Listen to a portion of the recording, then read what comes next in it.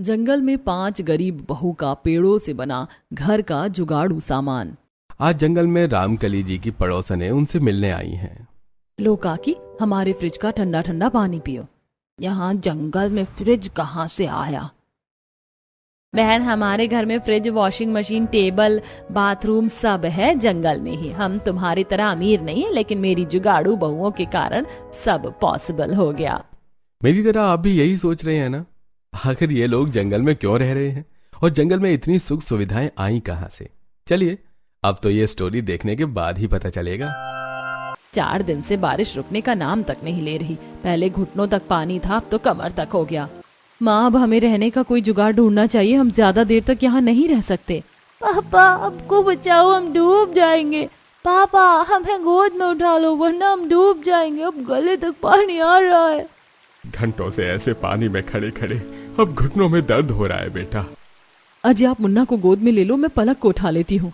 तभी राज मुन्ना को कंधे पर बिठा लेता है और मनीता पलक को गोद में ले लेती है। ये बारिश रुकने का नाम नहीं ले रही। इस पानी से पैरों में सड़न होने लगी है। हमारे इस एक कमरे के घर में तो छत भी नहीं है, वरना छत पर ही बैठ जाते बारिश के रुकने तक।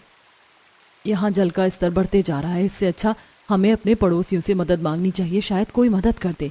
सपना बहू बिल्कुल सही कह रही है, पड़ोसियों से मदद लेनी चाहिए, क्योंकि इससे घर में इतना पानी भर गया कि यहाँ रुकना खतरे से खाली नहीं। हम इस तरह बच्चों को ज्यादा देर तक गोद में उठाकर भी नहीं रख सकते ना। फिर सभी घर के बाहर निकलते हैं, जहाँ कमर तक तो नहीं, लेकिन घुटनों तक पानी भरा हुआ था। कमला बहन, ये बारिश बंद होने तक क्या तुम अपने घर में रहने की इजाजत दोगी? बड़ी मेहरबानी होगी तुम्हारी। अरे 5 बेटा बहू है तुम्हारे, शर्म करो। अगर 5 मिलकर एक पक्का घर भी बनवाते तो सड़क पर दूसरे के घर में रहने को भीख नहीं मांगनी पड़ती। पूरे गांव में पानी भरता है, सबको पता है, इसीलिए सबने अपने घर ऊंचे करवा लिए। लेकिन तुम गरीब कंजूस तो पैसे बचाने में लगे थे ना। जाओ, मेरे घर में कोई जगह नहीं है, मेरा भी तो परिवार है। पड़ोसन पूरे परिवार को बेइज्जत करके भगा देती है। रोइए नहीं बाजी, आज दिन बुरे हैं तो हर जगह से ठोकरें मिलेगी। हम बगल वाली काकी से बात करते हैं, वो बहुत अच्छी हैं, रहने देंगी। फिर सभी पड़ोसन दुलारी के घर जाते हैं। दुलारी काकी, बारिश के कारण हमारे घर में पानी भर गया है। कृपा करके हमें कुछ घंटे अपने घर में ठहरने दीजिए। जैसे ही बारिश रुक जाएगी हम अपने घर चले जाएंगे। मैंने क्या तुम लोगों का ठेका ले रखा है कुछ देर ठहरने दूं? जाओ, भागो यहाँ से, मेरे घर में कोई जगह नहीं है। ऐसे ही मेरा परिवार इतना बड़ा है, तुम गरीबों की फौज को अगर सहारा दे दिया तो हम कहाँ रहेंगे? धन्यवाद इतनी सहायता के लिए। हमारे पड़ोसी सिर्फ गरज के लिए हैं। चलो, हमें किसी की जरूरत नहीं है। अरे जाओ जाओ गरीबों, इतना स्वाभिमान पहले जाग गया होता तो अपना घर भी पक्का करवा लिए होते और आज नौबत ना आती। दुलारी भी उन्हें खूब बेइज्जत करती है। भारी बारिश में घुटनों तक पानी में सभी सड़क पर खड़े थे कि तभी रामकली जी की एक पड़ोसन।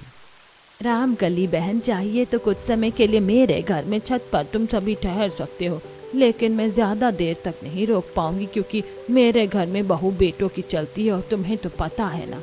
बड़ी मेहरबानी होगी बहन, बस आज रात की बात है, हम सुबह ही चले जाएंगे। फिर फूलमती जी सभी को घर के अंदर आने देती हैं। सभी उनके घर में आराम करते हैं और फूलमती सभी के लिए खाना नाश्ता बनाती है। रात भर सभी उनकी छत वाले पोर्शन में खाना खाकर पल्ला तान कर आराम करते हैं। रात भर लगातार बारिश होती है और सुबह होने के बावजूद बारिश रुकने का नाम नहीं लेती। बहू, ऊपर सभी आराम कर रहे हैं, चाय बना दे, उनके लिए ठंड लग गई होगी बारिश से। गरीबों की फौज घर में बिठा रखी हो, यही काम है क्या कि दिन रात अब मैं उनके लिए चाय नाश्ता खाना बनाते रहूं? भंडारा नहीं लगाए? अब भगाओ सबको यहाँ से, वरना मैं चली जाऊंगी। रानी के कटु वचन घर वाले सुन लेते हैं। तभी रानी छत पर जाकर, तुम सभी को शर्म है या नहीं? जाओ, निकलो हमारे घर से। एक रात की बात थी, बहुत एडजस्ट कर लिया, चलो भागो अब। और इस तरह पड़ोसी भी बहुओं और ससुराल वालों को बेइज्जत करके उन्हें वहां से भगा देते हैं। बस बहुत हो गया, यहाँ वहां की जिल्लत झेलने से अच्छा हम इस पानी में डूबकर मर जाते, फिर भी अच्छा होता। ऐसा नहीं कहते जी, कोई ना कोई सॉल्यूशन तो होगा ही। पूरे गांव में हर जगह पानी भरा हुआ है। हमें बाहर जंगल की तरफ जाना चाहिए, क्योंकि पानी में ज्यादा देर रहना ठीक नहीं है।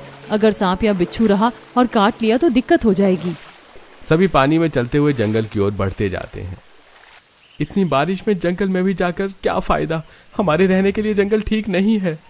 फिलहाल यही एक जगह है जहाँ पानी नहीं है, हमें कुछ देर तो यहाँ ठहर ही सकते हैं। आस पड़ोस वालों से भीख मांगने से अच्छा है कि स्वाभिमान से यहाँ रुक जाए। बाकी जीना मरना सब भगवान के ऊपर है। बहू सही कह रही है, हमारा जंगल में रहना ठीक है, यहाँ जंगली जानवर भी नहीं है। फिर सभी जंगल के अंदर जाते हैं। ऐसे मौसम में क्या हम पेड़ों पर रहेंगे बहू? देख कैसे बारिश रुकने का नाम नहीं ले रही। तभी मनीता की नजर एक बड़े से पेड़ पर पड़ती है। सही कहा माँ जी, पेड़ पर नहीं लेकिन पेड़ के अंदर जरूर रह सकते हैं। वो देखिए कितना बड़ा पेड़ है, पक्का इसमें पहले कोई रहता होगा। आपका मतलब है कि कोई इंसान या जानवर, कोई भी? फिर मनीता पेड़ के पास जाकर उसके अंदर झांकती है, जो कि अंदर से बहुत ही बड़ा होता है। माँ जी, हम यहाँ कुछ दिन रुक सकते हैं, ये पेड़ अंदर से काफी बड़ा है। कितना भी बड़ा हो दीदी, हम 14 लोग हैं, इसमें 14 लोगों का रहना पॉसिबल ही नहीं। आप सभी का दिमाग खराब हो गया है, हम बेघर हो गए हैं और आप सभी ये जंगल जंगल खेल रही हो। भैया आप तो कुछ कहो। सही कहा दीपक ने, अगर तुम सभी को यहाँ रहना है तो रहो, हम नहीं रहने वाले। चलो भाइयों, हम रहने के लिए कुछ जुगाड़ करते हैं, वरना पानी अगर रुक जाएगा तो हम वहीं जाकर रहेंगे। एक कमरे का घर है, जितना पानी भरा था अब तक तो वो घर बह गया होगा, वहाँ जाने का कोई फायदा नहीं होगा। लेकिन पांचों पति अपनी बीवियों की एक नहीं सुनते हैं और वहाँ छत ढूंढने की तलाश में निकल पड़ते हैं। बहनों, अब हमें ही करना है जो करना है। देखना हमारे पति फिर से वापस आएंगे, क्योंकि गांव वाले बहुत घमंडी हैं, कोई हम गरीब की मदद नहीं करने वाला। फिर पांचों बहुएं उस बड़े से पेड़ के अंदर जाती हैं। ये तो एकदम कमरे के जैसा है। 2 लोग यहाँ रहने का जुगाड़ करो, 2 लोग जाकर बाहर खाने पीने की तैयारी करते हैं। फिर जानवी और प्रिया पेड़ के अंदर साफ सफाई करती हैं और बाहर से लकड़ी ले जाकर अंदर मिट्टी का चूल्हा बनाती हैं और एक रसोई तैयार करती हैं। वहीं सास रामकली बड़ी बहू मनीता के साथ मिलकर मिट्टी के बर्तन तैयार करती हैं। ले बहू, बर्तन तैयार हो गए, अब खाना पकाने में कोई दिक्कत नहीं होगी। तभी राधा और सपना जंगल से कुछ सब्जी और फल तोड़ कर लाती हैं। देखो, आज के खाने का इंतजाम तो हो गया, राशन नहीं है लेकिन हम इन सब्जियों को उबाल कर तो खा ही सकते हैं। लाओ दीदी, मैं इसे पका कर लाती हूँ। फिर प्रिया और जानवी सब्जियों को अच्छे से धोकर उसे उबाल कर सभी को खाने के लिए देती हैं। वहाँ पेड़ के अंदर घर बनाकर पांचों बहुएं और सास ससुर आराम कर रहे थे। वहीं पांचों भाई बारिश में दर बदर की ठोकरें खा रहे थे। लगता है हमारी पत्नियां सही कह रही थी भैया, देखो ना, कोई भी हमें रहने का ठिकाना देने को तैयार ही नहीं है। मुझे तो इस बारिश से अब सर्दी लग रही है, हमें जंगल ही लौट जाना चाहिए। मुझे भी अब कोई उपाय नजर नहीं आ रहा है, लेकिन कोशिश तो कर सकते हैं ना। पांचों भाई रात भर बारिश में भीग कर रहने का जुगाड़ करने की कोशिश करते हैं। वहीं पांचों बहुएं आराम से पेड़ के अंदर अपनी रात गुजारती हैं। अगली सुबह, अयो अम्मा रे, मेरा पेट बहुत दर्द हो रहा है, बहुत तेज से आई है। क्या आई है दीदी? झाड़े जाना है, कुशल खाना। यहाँ ये व्यवस्था कहाँ से मिलेगी? बहू एक काम करिए, मिट्टी की हांडी में पानी लेकर यहीं जंगल में कहीं बैठ जा। चीची अम्मा, कैसी बातें करती हो, वातावरण कितना प्रदूषित होगा उससे। यहाँ जंगल में तो वॉशरूम भी कहीं नहीं मिलेगा, मैं खुले में शौच नहीं करूंगी। तभी मनीता पास ही एक बड़ा सा पेड़ का गट्ठर देखती है। राधा, बस कुछ समय कंट्रोल कर लो, मैं जुगाड़ करती हूँ। फिर मनीता पेड़ के गट्ठर को एक नुकीले पत्थर से खोदकर एक कमोड तैयार करती है। अब बस इसके चारों तरफ की दीवार तैयार करनी है। फिर चारों बहुएं जंगल से ढेर सारी बांस की लकड़ी काट कर लाती हैं और उससे जोड़कर टॉयलेट के आसपास की दीवारें तैयार करती हैं और अंदर लकड़ी की टॉयलेट की सीट बिठाती हैं। ये देखो, ये हो गया हमारा टॉयलेट तैयार। जाओ राधा, तुम हल्की हो लो। काफी राहत मिली दीदी हल्की होकर, अब आप सब भी जाकर फ्रेश हो जाओ। फिर एक एक करके सारी बहुएं और सास ससुर फ्रेश होकर आते हैं। एक बात जान लो बहनों, अगर यहाँ रहना है तो हमें बेसिक जुगाड़ तो करना ही होगा, और एक पेड़ के अंदर इस तरह रहना पॉसिबल नहीं है। सारी बहुएं मनीता की बातों पर हामी भरती हैं। वहीं सभी पांचों बहुओं के पति थके हारे बारिश में भीगे हुए वहां आते हैं। क्या हुआ, आप लोगों ने रहने का जुगाड़ कर लिया? हम लोग बहुत गलत थे, रात भर भटके हैं लेकिन कहीं रहने का ठिकाना नहीं मिला। इसीलिए कहती हूँ यहीं सब लोग रहो, मिलकर रहेंगे तो सब हो जाएगा। ये टॉयलेट किसने तैयार किया? हम पांचों बहुओं ने भैया। आप सभी फ्रेश हो जाओ, तब तक हम खाने पीने का इंतजाम करते हैं। पांचों भाई बारी बारी से पेड़ से बने टॉयलेट में फ्रेश होने के लिए चले जाते हैं। बाथरूम तो कर लिया, लेकिन 2 दिन से ढंग से नहाए नहीं बहू। अगर ऐसे ही नहाने का कोई जुगाड़ हो जाता तो मजा आ जाता।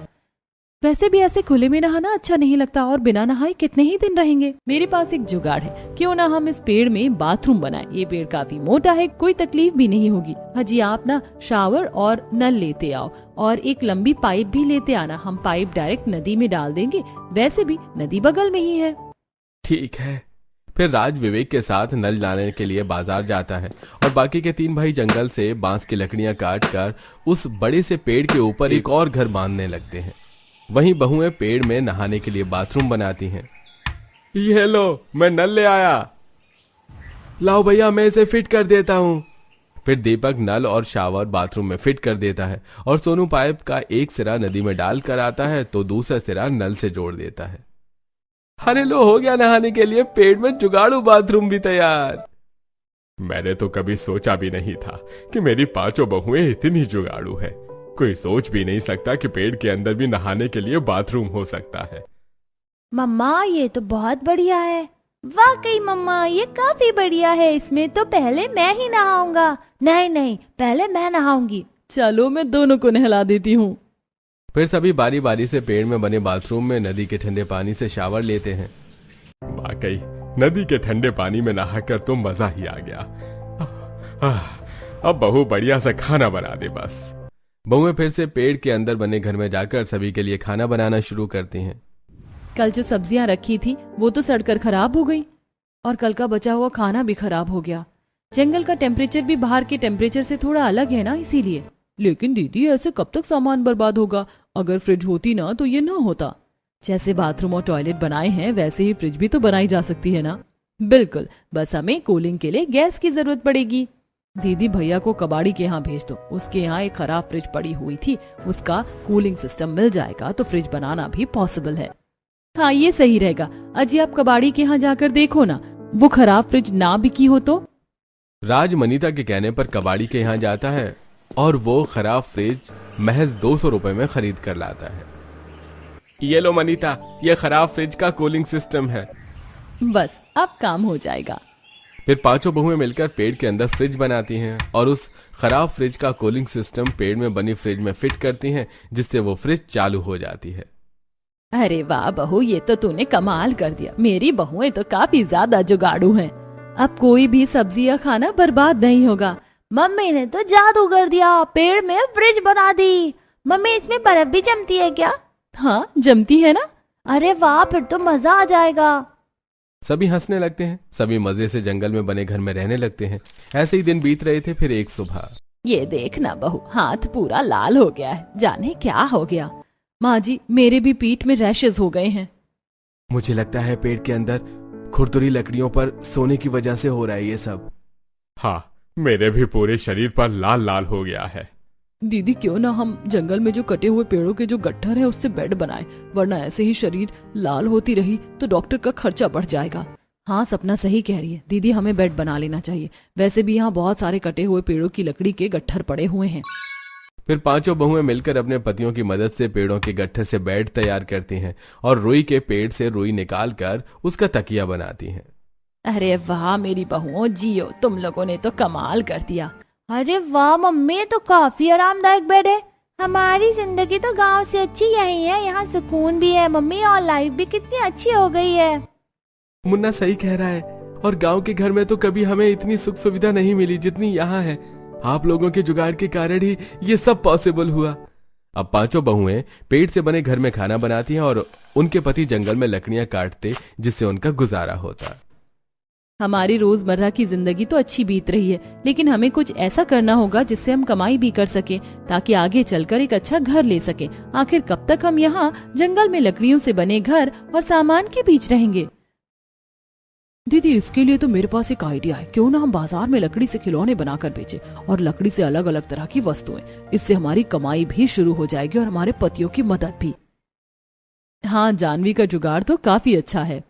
अब 5 बहुएं सुबह जल्दी उठकर पहले अपना काम निपटाती और जैसे ही हर काम से फ्री होती तो खिलौने बनाने में लग जाती।